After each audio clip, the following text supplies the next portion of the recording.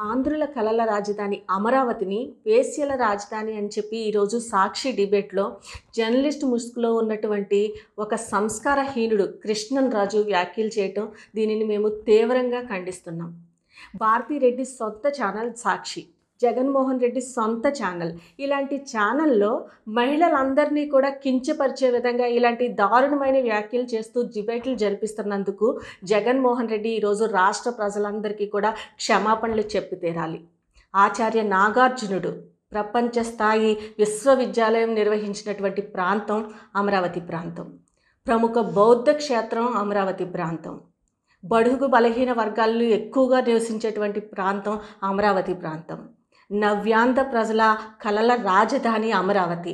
ఇంతటి ప్రాముఖ్యమైన పవిత్రమైన రాజధానిని ఈరోజు వేశ్యల రాజధాని అని ఎంత సంస్కారహీనంగా మాట్లాడిస్తూ ఈరోజు జగన్మోహన్ రెడ్డి సొంత ఛానల్లో అతని డైరెక్షన్ లేకుండానే, అతని పర్మిషన్ లేకుండానే ఇలాంటి వ్యాఖ్యలు చేయటం అనేది జరగదు.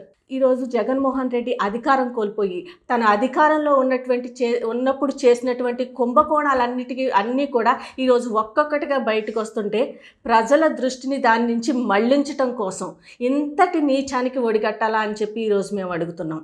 ఈరోజు తన సొంత ఛానల్లో ప్రజల దృష్టిని మళ్లించటం కోసం అమరావతిని ప్రాంతాన్ని, దేవతల రాజధానిగా చెప్పుకునేటువంటి అమరావతి ప్రాంతాన్ని ఈరోజు వేశ్యల రాజధాని అని చెప్పటానికి కూడా బాధ కలిగే విధంగా ఇంత సంస్కారహీనంగా మాట్లాడించి ఇంత కుళ్ళు రాజకీయాలు చేయాలా అని చెప్పి మేమందరం కూడా అడుగుతున్నాం. దీనిని మేము తీవ్రంగా ఖండిస్తున్నాం.